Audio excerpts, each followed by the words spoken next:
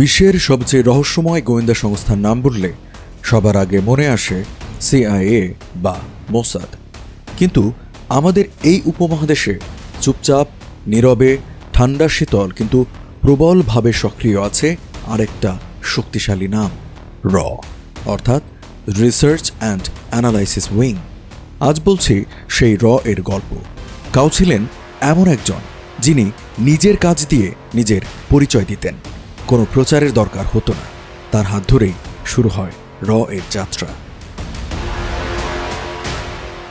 র এর কাজ ছিল খুব পরিষ্কার: বিদেশে গোয়েন্দা তথ্য সংগ্রহ করা, সন্ত্রাসবাদের বিরুদ্ধে কাজ করা আর ভারতের নিরাপত্তা নিশ্চিত করা।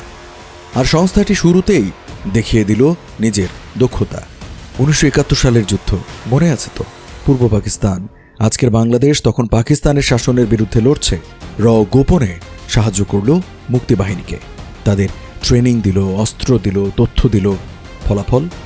পাকিস্তান বুঝতেই পারল না কি হচ্ছে। ডিসেম্বর 1971-এ জন্ম নিল স্বাধীন বাংলাদেশ। এই ছিল র এর প্রথম বড় সাফল্য। কিন্তু এরা তো সামনে আসে না, তাদের কাজ চলে ছায়ার আড়ালে। এর পরের বছরগুলোতে র অনেক গোপন